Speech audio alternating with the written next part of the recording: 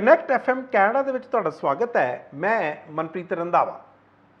ਪੰਜਾਬ ਦੇ ਮੁੱਖ ਮੰਤਰੀ ਭਗਵੰਤ ਮਾਨ ਉਹਨਾਂ ਦਾ ਇੱਕ ਵਾਰੀ ਫੇਰ ਬਹੁਤ ਅਹਿਮ ਇਮਤਿਹਾਨ ਆ ਔਰ ਇਸ ਵਾਰੀ ਜਿਹੜਾ ਇਹ ਇਮਤਿਹਾਨ ਆ ਉਹਨਾਂ ਦਾ ਆਪਣੇ ਦੋ ਮੰਤਰੀਆਂ ਨੂੰ ਲੈ ਕੇ, ਯਾਨੀ ਕਿ ਆਪਣੇ ਹੀ ਦੋ ਕੈਬਨਿਟ ਮਿਨਿਸਟਰਸ ਨੂੰ ਲੈ ਕੇ। ਇੱਕ ਹੈ ਲਾਲਚੰਦ ਕਟਾਰੂ ਚੱਕ ਤੇ ਦੂਸਰੇ ਨੇ ਕੁਲਦੀਪ ਸਿੰਘ ਧਾਲੀਵਾਲ।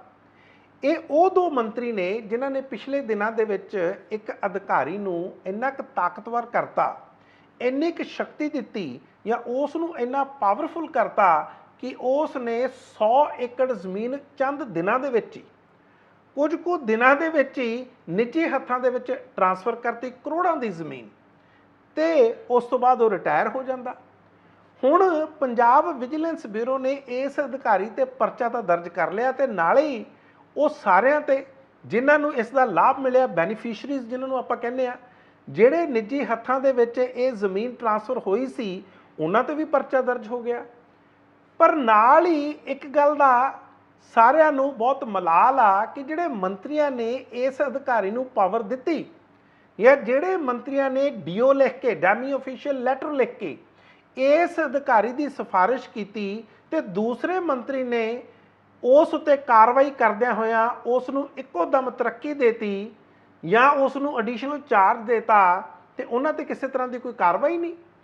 ਤੇ ਇਸੇ ਤਰ੍ਹਾਂ ਬਲਕਿ ਇਹ ਦੋ ਮੰਤਰੀ ਨਹੀਂ, ਇਸੇ ਰੂਰਲ ਡਿਵੈਲਪਮੈਂਟ ਤੇ ਪੰਚਾਇਤ ਮਹਿਕਮੇ ਦੇ IAS ਆਫੀਸਰ ਸੀ ਸੀਨੀਅਰ ਕੇ ਸ਼ਿਵਾ ਪ੍ਰਸਾਦ, ਉਹਨਾਂ ਤੇ ਵੀ ਕਿਸੇ ਤਰ੍ਹਾਂ ਦੀ ਕੋਈ ਕਾਰਵਾਈ ਨਹੀਂ। ਬਲਕਿ ਪਿਛਲੇ ਦਿਨਾਂ ਦੇ ਵਿੱਚ ਉਹਨਾਂ ਨੂੰ ਗਵਰਨਰ ਹਾਊਸ ਦੇ ਵਿੱਚ ਭੇਜ ਦਿੱਤਾ ਗਿਆ ਬਤੌਰ ਐਡੀਸ਼ਨਲ ਚੀਫ ਸੈਕਟਰੀ। ਤੇ ਕਿਸੇ ਟਾਈਮ ਜਿਸ ਵਕਤ ਇਹ ਸਾਰਾ ਕੁਝ ਹੋਇਆ ਉਦੋਂ ਕੇ ਸ਼ਿਵਾ ਪ੍ਰਸਾਦ ਫਾਈਨੈਂਸ਼ੀਅਲ ਕਮਿਸ਼ਨਰ ਸੀ ਤੇ ਉਹ ਆਪਣੀ ਜ਼ਿੰਮੇਵਾਰੀ ਤੋਂ ਕਿਸ ਤਰ੍ਹਾਂ ਭੱਜ ਸਕਦੇ ਨੇ। ਮੈਂ ਦਰਅਸਲ ਗੱਲ ਕਰ ਰਿਹਾ ਉਸੇ ਜ਼ਮੀਨੀ ਸਕੈਮ ਦੀ, ਜ਼ਮੀਨੀ ਫਰਾਡ ਦੀ, ਜਾਂ ਉਸੇ ਇੱਕ ਤਰ੍ਹਾਂ ਦੇ ਘੁਟਾਲੇ ਦੀ ਜਿਹੜਾ ਪਠਾਨਕੋਟ ਜ਼ਿਲ੍ਹੇ ਦੇ ਵਿੱਚ ਹੋਇਆ। ਤੇ ਉੱਥੋਂ ਦਾ ਇੱਕ ਬਲਾਕ ਆ ਨਰੋਟ ਜੈਮਲ ਸਿੰਘ।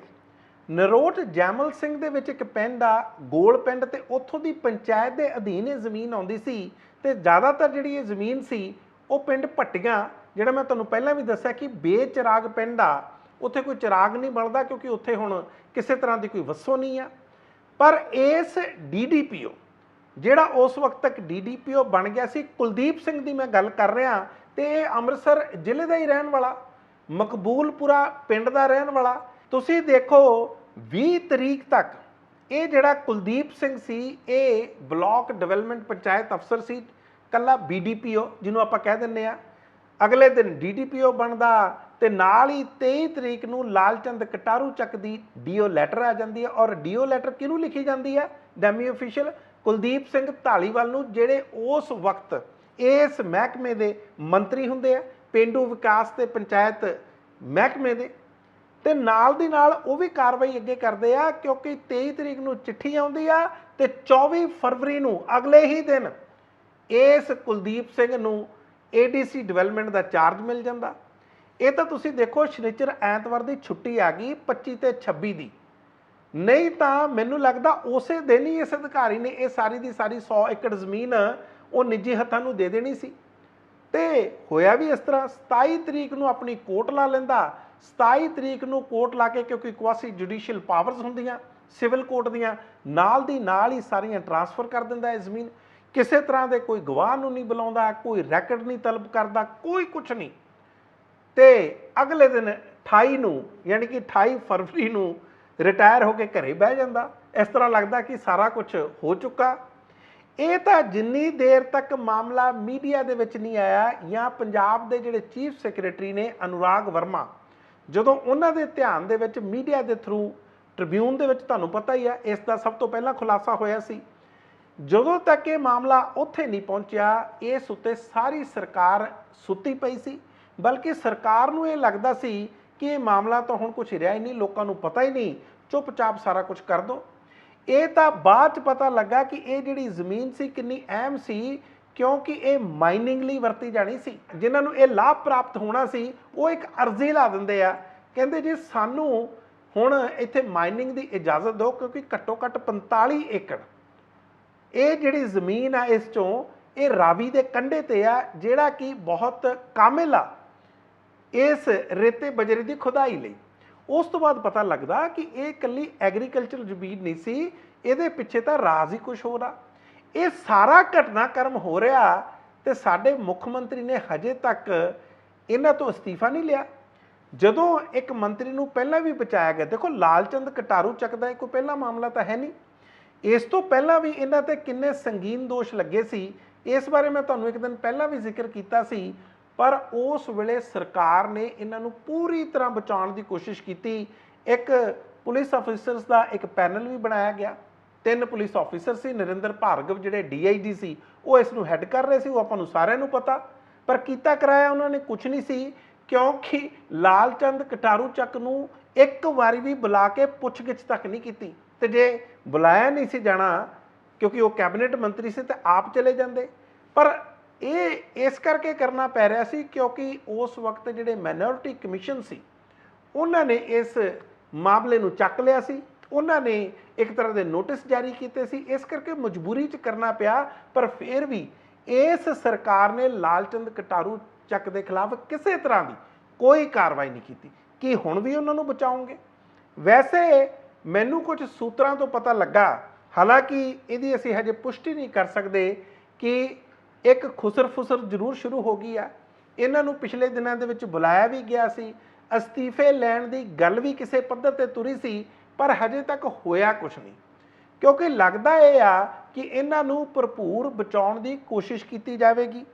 हुण तुसीं देखो इस कुलदीप सिंह ते तां तुसीं 409 का जिहड़ा कि क्रिमिनल ब्रीच ऑफ ट्रस्ट हुंदा किसी भी अधिकारी का अपने महकमे दे नाल, वो तुसीं करता। 420 फ्रॉड करना हुंदा, वो तुसीं IPC की धारा लाती। तुसीं 120 भी जिहड़ी एक साजिश हुंदी आ, क्रिमिनल कॉन्सपीरेसी हुंदी आ, कई व्यक्ति रल के करदे आ, ते इह जिहड़ी क्रिमिनल कॉन्सपीरेसी आ इहदे विच मंत्री क्यों नहीं होने चाहिए?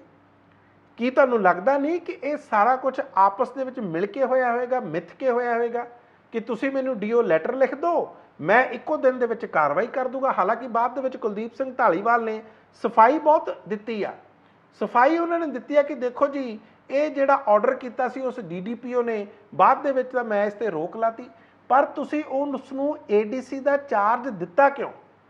की कारण सी? की कुलदीप सिंह ढालीवाल की यह मजबूरी सी कि इन्हों ADC का चार्ज इस कुलदीप सिंह नूं जिहड़ा अमृतसर का मकबूलपुर का रहन वाला उन्होंने देना पिया, और वह भी उस दे कहण ते अपने ही एक कलीग दे लालचंद कटारू ਚੱਕ ते। इस दी हजे तक कोई एक्सप्लेनेशन नहीं आई। इन्हों लगता कि छोटे अधिकारियों नूं जिथों तक जिहड़े लाभपात्री ने, तुसीं देखो 7 इहदे विच लाभपात्री उन्होंने भी बुक किया गया विजिलेंस ने। इहदे विच विजिलेंस ने वैसे प्रिवेंशन ऑफ करप्शन एक्ट है जिहड़ा 1988 का, वो भी इन्हां ते लाया। इहदे विच जिहड़े लाभपात्री ने इंसीडेंटली ये एक इतफाक हो सकता कि सारियां दियां सारियां औरतां ने, उहदे विच वीना परमार आ, इंद्रदीप कौर आ, भारती बंता, तरसेम राणी, बलविंदर कौर, इस तरह प्रवीण कुमारी ते मनजीत कौर, ते 2 इहदे विचों जिहड़े लाभपात्र ने उन्हां दी तां गिरफ्तारी भी हो गई है। ये विजिलेंस ब्यूरो जानकारी दिंदा। एक तां इंद्रदीप कौर आ ते दूसरी हैगी आ भारती बंता, क्योंकि इन्हां कोले लगभग जो पता लगा 29 एकड़ इस सारे 100 एकड़ दे विचों, वैसे एग्जैक्ट जिहड़ी जमीन आ वो 734 कनाला ते 1 मरला, ये लगभग 92-93 एकड़ के करीब बनती है। सो 29 एकड़ कल्ले इन्हां कोले सी। सो हुण देखो जे इन्हां लोकां ते या इन्हां मंत्रियों नूं तुसीं छड्ड दोगे तो फिर की मैसेज जाऊगा? नाल दी नाल कुलदीप सिंह ढालीवाल ने तो ये पहला केस नहीं है, भगतूपुरे का केस जिहड़ा अल्फा इंटरनैशनल सिटी कॉलोनी आ, उत्थे जिस तरह दियां कुलदीप सिंह ढालीवाल ने शुरू दे विच प्रैस कॉन्फ्रेंसिस कीतियां और सारे पत्रकारां नूं पूरे पंजाब नूं भरोसा दिता कि ये जिहड़ी जमीन दित्ती गई आ, कौडियां दे भाव दित्ती गई आ, प्राइवेट हत्थां दे विच दित्ती गई आ और पिछली सरकार ने दित्ती गई आ, इनकुआरी भी कराई सी, असीं उन्हां दे खिलाफ एक्शन लवांगे। अज तक एक्शन नहीं होया ते असीं इस सरकार नूं ये मन्नीए, इस सरकार की जिहड़ी गल कही हुई है जां ये जिहड़ी स्टेटमेंट्स दिंदे आ कि असीं भ्रिष्टाचार खत्म कर दांगे, इदां भ्रिष्टाचार खत्म हो जाऊगा? तुसीं देखो कि साबका मंत्री ने तृप्त रजिंदर सिंह बाजवा, उन्होंने दोषी ठहराया गया। IAS ਅਫਸਰ ਨੇ ਰਾਹੁਲ ਭੰਡਾਰੀ, ਉਹਨਾਂ ਨੂੰ ਦੋਸ਼ੀ ਠਹਿਰਾਇਆ ਗਿਆ। ਇਸੇ ਤਰ੍ਹਾਂ ਮਨਪ੍ਰੀਤ ਸਿੰਘ ਛਟਵਾਲ, ਉਹਨਾਂ ਨੂੰ ਵੀ ਇਸੇ ਭਗਤੂਪੁਰੇ ਦੀ ਜ਼ਮੀਨ ਦਾ ਜਿਹੜੀ ਟ੍ਰਾਂਸਫਰ ਕੀਤੀ ਗਈ ਉਹਦੇ ਵਿੱਚ ਦੋਸ਼ੀ ਠਹਿਰਾਇਆ ਗਿਆ। ਦੋ ਨਿਚਲੇ ਲੈਵਲ ਦੇ ਅਧਿਕਾਰੀ ਸੀ, ਡਿਪਟੀ ਡਾਇਰੈਕਟਰ ਸੀ ਇਸੇ ਪੇਂਡੂ ਵਿਕਾਸ ਤੇ ਪੰਚਾਇਤੀ ਮਹਿਕਮੇ ਦੇ, ਉਹਨਾਂ ਨੂੰ ਬਲਕਿ ਉਹਨਾਂ ਦੇ ਖਿਲਾਫ ਕਾਰਵਾਈ ਤਾਂ ਕੀ ਕਰਨੀ ਸੀ, ਉਹਨਾਂ ਨੂੰ ਤਰੱਕੀ ਦੇ ਦਿੱਤੀ ਗਈ, ਪ੍ਰਮੋਸ਼ਨ ਦੇ ਦਿੱਤੀ ਗਈ। ਹੁਣ ਤੁਸੀਂ ਆਪ ਸੋਚੋ ਕਿ ਇੱਕ ਪਾਸੇ ਤਾਂ ਇਹੀ ਕੁਲਦੀਪ ਸਿੰਘ ਢਾਲੀਵਾਲ ਕਹਿੰਦੇ ਸੀ 28 ਕਰੋੜ ਦਾ ਲਾਸ ਹੋ ਗਿਆ, 42 ਕਰੋੜ ਦਾ ਲਾਸ ਹੋ ਗਿਆ, ਤੇ ਇਹੀ ਜਿਹੜੀ ਫਾਈਲ ਸੀ ਇਹ ਪੰਜਾਬ ਦੇ ਮੁੱਖ ਮੰਤਰੀ ਭਗਵੰਤ ਮਾਨ ਕੋਲੇ ਕਿੰਨੀ ਦੇਰ ਪਈ ਰਹੀ। ਔਰ ਉਸ ਤੋਂ ਬਾਅਦ ਜਦੋਂ ਪੱਤਰਕਾਰਾਂ ਨੇ ਪੁੱਛਿਆ, ਕਹਿੰਦੇ ਜੀ ਅਸੀਂ AG ਜਿਹੜੇ ਐਡਵੋਕੇਟ ਜਨਰਲ ਨੇ ਵਿਨੋਦ ਕਈ, ਉਹਨਾਂ ਨੂੰ ਫਾਈਲ ਭੇਜੀ ਹੋਈ ਆ ਉਹਨਾਂ ਦਾ ਲੀਗਲ ਓਪੀਨੀਅਨ ਲੈਣ ਲਈ। ਕਿ ਅੱਜ ਤੱਕ ਤੁਹਾਨੂੰ ਲੀਗਲ ਓਪੀਨੀਅਨ ਹੀ ਨਹੀਂ ਮਿਲਿਆ? ਕੀ ਤੁਹਾਨੂੰ ਅੱਜ ਤੱਕ ਉਹਨਾਂ ਦੀ ਕਾਨੂੰਨੀ ਰਾਏ ਨਹੀਂ ਮਿਲੀ? ਕਿਹੜੇ ਕੰਮਾਂ 'ਚ ਉਹ ਵਿਅਸਤ ਨੇ ਜਾਂ ਤੁਸੀਂ ਕਿਹੜੇ ਕੰਮਾਂ 'ਚ ਵਿਅਸਤ ਆ? ਲੋਕਾਂ ਨੂੰ ਤੁਸੀਂ ਦੱਸਦੇ ਫਿਰਦੇ ਹੋ ਕਿ ਅਸੀਂ ਭ੍ਰਿਸ਼ਟਾਚਾਰ ਦੇ ਖਿਲਾਫ ਐਕਸ਼ਨ ਲਵਾਂਗੇ, ਪਰ ਜਿੱਥੇ ਤੁਸੀਂ ਲੈਣਾ ਹੁੰਦਾ ਉੱਥੇ ਤੁਸੀਂ ਚੁੱਪ ਕਰ ਜਾਂਦੇ ਹੋ। ਅੱਜ ਤੁਸੀਂ ਦੇਖੋ ਜਿਹੜੇ ਡਾਕਟਰ ਵਿਜੇ ਸਿੰਗਲਾ ਸੀ, ਆਪ ਭਗਵੰਤ ਮਾਨ ਨੇ ਵੀਡੀਓ ਜਾਰੀ ਕਰਕੇ ਆਪਣਾ ਮੈਸੇਜ ਜਾਰੀ ਕਰਕੇ ਉਹਨਾਂ ਨੂੰ ਕੱਢਿਆ ਸੀ, ਬਲਕਿ ਇਕੱਲਾ ਬਰਖਾਸਤ ਨਹੀਂ ਕੀਤਾ ਸੀ, ਗ੍ਰਿਫਤਾਰ ਵੀ ਕਰਵਾਇਆ ਸੀ, ਤੇ ਅੱਜ ਉਹਨਾਂ ਤੇ ਕਿਸੇ ਤਰ੍ਹਾਂ ਦੀ ਕੋਈ ਕਾਰਵਾਈ ਨਹੀਂ ਹੈ। ਇਸੇ ਤਰ੍ਹਾਂ ਫੌਜਾ ਸਿੰਘ ਸਰਾਰੀ ਦਾ ਇੱਕ ਆਡੀਓ ਕਲਿੱਪ ਵੀ ਬਾਹਰ ਆਇਆ ਸੀ ਨਾ, ਤੇ ਉਹਨਾਂ ਨੂੰ ਵੀ ਬਾਅਦ ਦੇ ਵਿੱਚ ਅੰਡਰ ਪ੍ਰੈਸ਼ਰ ਜਦੋਂ ਆਪੋਜੀਸ਼ਨ ਪਾਰਟੀਆਂ ਨੇ ਮਾਮਲਾ ਚੱਕ ਲਿਆ ਉਹਨਾਂ ਨੂੰ ਵੀ ਕੱਢਣਾ ਪਿਆ ਸੀ। ਪਰ ਅੱਜ ਦੱਸੋ ਉਹਨਾਂ ਤੇ ਕੀ ਕਾਰਵਾਈ ਹੋ ਰਹੀ ਹੈ? ਕੀ ਪੰਜਾਬ ਦੇ ਵਿਜੀਲੈਂਸ ਬਿਊਰੋ ਨੇ ਉਹਨਾਂ ਨੂੰ ਬੁਲਾਇਆ? ਕਿਉਂਕਿ ਪੰਜਾਬ ਵਿਜੀਲੈਂਸ ਬਿਊਰੋ ਤੇ ਵੀ ਕਈ ਤਰ੍ਹਾਂ ਦੇ ਹਰਫ ਆ ਰਹੇ ਨੇ। ਠੀਕ ਹੈ, ਤੁਸੀਂ ਸਾਬਕਾ ਮੰਤਰੀਆਂ ਨੂੰ ਬੁਲਾ ਰਹੇ ਹੋ, ਤੁਸੀਂ ਸਾਬਕਾ ਚਾਹੇ ਉਹ ਸ਼੍ਰੋਮਣੀ ਅਕਾਲੀ ਦਲ ਦੇ ਮੰਤਰੀ ਆ ਉਹਨਾਂ ਨੂੰ ਵੀ ਕਈ ਕੇਸਾਂ 'ਚ ਬੁਲਾ ਰਹੇ ਹੋ, ਚਾਹੇ ਉਹ ਇਸ ਟਾਈਮ ਭਾਰਤੀ ਜਨਤਾ ਪਾਰਟੀ ਜਿਹੜੇ ਚਲੇ ਗਏ ਉਹਨਾਂ ਨੂੰ ਵੀ ਬੁਲਾ ਰਹੇ ਹੋ, ਚਾਹੇ ਉਹ ਕਾਂਗਰਸੀ ਨੇ। ਠੀਕ ਗੱਲ ਆ, ਕਾਰਵਾਈ ਕਰਨੀ ਚਾਹੀਦੀ ਆ, ਪਰ ਤੁਸੀਂ ਇੱਕ ਪਾਸੇ ਸਰਕਾਰ ਦੀ ਇੱਕ ਹੋਰ ਕਨਫਿਊਜ਼ਨ ਦੇਖੋ। ਇਸ ਤੇ ਵੀ ਮੈਨੂੰ ਲੱਗਦਾ ਗੱਲ ਕਰਨੀ ਬਣਦੀ ਆ ਕਿ ਇਸ ਸਰਕਾਰ ਨੇ ਇਸ ਵਿਜੀਲੈਂਸ ਬਿਊਰੋ ਦੇ ਜਿਹੜੇ ਚੀਫ ਡਾਇਰੈਕਟਰ ਨੇ, ਸਪੈਸ਼ਲ DGP ਨੇ ਵਰਿੰਦਰ ਕੁਮਾਰ, ਹਾਲਾਂਕਿ ਇਹਨਾਂ ਦੀ ਇੰਟੈਗ੍ਰਿਟੀ, ਇਹਨਾਂ ਬਾਰੇ ਜੋ ਕਿਹਾ ਜਾਂਦਾ ਬੜੇ ਇਮਾਨਦਾਰ ਅਫਸਰ ਮੰਨੇ ਜਾਂਦੇ ਨੇ, ਪਰ ਇਹਨਾਂ ਨੂੰ 2 ਮਹੀਨੇ ਹੋ ਗਏ ਇੰਟੈਲੀਜੈਂਸ ਵਿੰਗ ਦਾ ਵੀ ਭਾਰ ਇਹਨਾਂ ਦੇ ਸਿਰ ਤੇ ਪਾਤਾ। ਇੱਕ ਪਾਸੇ ਇਹ ਜਿਹੜਾ ਇੰਟੈਲੀਜੈਂਸ ਵਿੰਗ ਆ, ਤੁਸੀਂ ਦੇਖੋ ਇਹਦਾ ਆਪਣਾ ਹੀ ਕੰਮ ਕਿੰਨਾ, ਆਪਣੇ ਤੌਰ ਤੇ ਕਿੰਨਾ ਲੰਬਾ ਚੌੜਾ ਕੰਮ ਹੁੰਦਾ। ਸਰਕਾਰ ਦੀਆਂ ਅੱਖਾਂ ਤੇ ਕੰਨ ਇਹ ਹੁੰਦੇ ਨੇ। ਸਰਕਾਰ ਨੂੰ ਇੰਡੀਪੈਂਡੈਂਟ ਕੋਈ ਵੀ ਇਨਫੋਰਮੇਸ਼ਨ ਦੇਣੀ ਹੋਵੇ, ਆਪਣੇ ਲੈਵਲ ਤੇ ਜਾਂ ਕੋਈ ਇਨਫੋਰਮੇਸ਼ਨ ਲੈਣੀ ਹੋਵੇ, ਉਹ ਸਿੱਧਾ ਇੰਟੈਲੀਜੈਂਸ ਚੀਫ ਨੂੰ ਬੁਲਾਉਂਦੇ ਨੇ। ਤੇ ਇੱਥੇ ਤੁਸੀਂ ਵਿਜੀਲੈਂਸ ਦਾ ਵੀ ਭਾਰ ਇਹਨਾਂ ਤੇ ਪਾਤਾ ਤੇ ਇੰਟੈਲੀਜੈਂਸ ਦਾ ਵੀ ਭਾਰ ਇਹਨਾਂ ਤੇ ਪਾਤਾ। ਤੇ ਦੂਸਰੇ ਪਾਸੇ ਜਿਹੜੇ ਆਫੀਸ਼ੀਏਟਿੰਗ DGP ਨੇ ਪੰਜਾਬ ਦੇ, ਗੌਰਵ ਯਾਦਵ, ਮੈਨੂੰ ਪਤਾ ਲੱਗਾ ਕਿ ਉਹਨਾਂ ਦੇ ਕਹਿਣ ਤੇ ਇਹਨਾਂ ਨੂੰ ਲਿਆਂਦਾ ਗਿਆ ਤਾਂ ਕਿ ਜਿਹੜੀ ਇਨਫੋਰਮੇਸ਼ਨ ਸਰਕਾਰ ਤੱਕ ਪਹੁੰਚੇ ਉਹ ਗੌਰਵ ਯਾਦਵ ਆਪਣੇ ਹਿਸਾਬ ਨਾਲ ਦੇ ਸਕਣ। ਮੈਨੂੰ ਯਾਦ ਆ ਜਦੋਂ ਸੁਰੇਸ਼ ਅਰੋੜਾ DGP ਹੁੰਦੇ ਸੀ, ਉਹਨਾਂ ਨੇ ਦਿਨਕਰ ਗੁਪਤਾ ਨੂੰ ਲਾ ਲਿਆ ਸੀ ਇੰਟੈਲੀਜੈਂਸ ਚੀਫ, ਤਾਂ ਕਿ ਜਿਹੜੇ ਮੁੱਖ ਮੰਤਰੀ ਤੱਕ ਕਿਸੇ ਤਰ੍ਹਾਂ ਦੀ ਕੋਈ ਇਨਫੋਰਮੇਸ਼ਨ ਪਹੁੰਚੇ ਜਾਂ ਉਹਨਾਂ ਨੂੰ ਕਿਸੇ ਤਰ੍ਹਾਂ ਦੀ ਕੋਈ ਸੂਚਨਾ ਦੇਣੀ ਹੋਵੇ ਤਾਂ ਇਹਨਾਂ ਦੇ ਜ਼ਰੀਏ ਹੀ ਜਾਵੇ। ਅਲੱਗ-ਅਲੱਗ 2 ਪੈਰਲਲ ਜਿਹੜੇ ਆ ਉਹ ਪਾਵਰ ਸੈਂਟਰਸ ਨਾ ਬਣ। ਹਾਲਾਂਕਿ ਜਿਹੜਾ ਇੰਟੈਲੀਜੈਂਸ ਵਿੰਗ ਆ ਉਹ ਬਿਲਕੁਲ ਇੰਡੀਪੈਂਡੈਂਟ ਹੋਣਾ ਚਾਹੀਦਾ, ਇਹਦੇ ਵਿੱਚ ਕੋਈ ਦੋ ਰਾਵਾਂ ਨਹੀਂ। ਵੈਸੇ ਵੀ ਦੋਨੇ ਜਿਹੜੇ ਵਿੰਗਸ ਨੇ ਉਹ ਵੱਖਰੇ ਵੱਖਰੇ ਨੇ। ਉਹ ਇਸ ਕਰਕੇ ਕਿ ਜਿਹੜਾ ਵਿਜੀਲੈਂਸ ਬਿਊਰੋ ਆ ਇਹ ਸਿੱਧਾ ਸੈਕਟਰੀ ਵਿਜੀਲੈਂਸ ਨੂੰ ਰਿਪੋਰਟ ਕਰਦਾ, ਤੇ ਜਦ ਕਿ ਜਿਹੜਾ ਦੂਸਰਾ ਵਿੰਗ ਹੈ ਇੰਟੈਲੀਜੈਂਸ ਵਿੰਗ ਉਹ ਹੋਮ ਡਿਪਾਰਟਮੈਂਟ ਨੂੰ ਰਿਪੋਰਟ ਕਰਦਾ। ਸੋ ਆਪਸ ਦੇ ਵਿੱਚ ਤਾਲਮੇਲ ਬੈਠਣਾ ਤਾਂ ਵੈਸੇ ਵੀ ਜਿਹੜਾ ਬੜਾ ਮੁਸ਼ਕਿਲ ਆ। ਸੋ ਇਸ ਕਰਕੇ ਭਗਵੰਤ ਮਾਨ ਨੂੰ ਹੁਣ ਘੱਟੋ ਘੱਟ ਇੱਕ ਉਦਾਹਰਨ ਸੈੱਟ ਕਰਨੀ ਚਾਹੀਦੀ ਆ। ਚਲੋ ਵਿਜੀਲੈਂਸ ਬਿਊਰੋ ਨੂੰ, ਇੰਟੈਲੀਜੈਂਸ ਵਿੰਗ ਨੂੰ ਤੁਸੀਂ ਕਦੋਂ ਠੀਕ ਕਰਨਾ ਉਹ ਤਾਂ ਤੁਹਾਡਾ ਪ੍ਰੈਰੋਗੇਟਿਵ ਆ, ਕਦੋਂ ਤੁਹਾਨੂੰ ਇਹ ਸਮਝ ਆਉਂਦੀ ਆ ਤਾਂ ਤੁਸੀਂ ਇਸ ਤੇ ਫੈਸਲਾ ਲਓਗੇ। ਪਰ ਦੂਸਰੇ ਪਾਸੇ ਜੇ ਤੁਸੀਂ ਲਾਲਚੰਦ ਕਟਾਰੂ ਚੱਕ ਜਾਂ ਕੁਲਦੀਪ ਸਿੰਘ ਢਾਲੀਵਾਲ ਤੇ ਕਿਸੇ ਤਰ੍ਹਾਂ ਦਾ ਕੋਈ ਐਕਸ਼ਨ ਨਹੀਂ ਲਓਗੇ ਤੇ ਫਿਰ ਇਹੀ ਲੱਗੂਗਾ ਕਿ ਤੁਸੀਂ ਕੇਵਲ ਤੇ ਕੇਵਲ ਛੋਟੇ ਅਧਿਕਾਰੀਆਂ ਉਤੇ ਕਾਰਵਾਈ ਕਰਦੇ ਹੋ।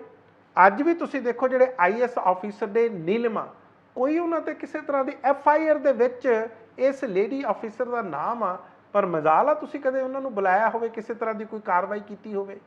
ਸੋ ਇਸ ਕਰਕੇ ਮੈਂ ਕਹਿ ਰਿਹਾ ਸੀ ਇਹ ਇਮਤਿਹਾਨ ਆ। ਦੇਖਦੇ ਆ ਕਿ ਇਸ ਵਾਰੀ ਪੰਜਾਬ ਦੇ ਮੁੱਖ ਮੰਤਰੀ ਇਸ ਇਮਤਿਹਾਨ ਚੋਂ ਪਾਸ ਹੁੰਦੇ ਆ ਜਾਂ ਫੇਲ ਹੁੰਦੇ ਆ। ਤੁਸੀਂ ਦੇਖ ਰਹੇ ਸੀ ਕਨੈਕਟ ਸ਼ੀਸ਼ਾ, ਮੈਂ ਮਨਪ੍ਰੀਤ ਰੰਧਾਵਾ।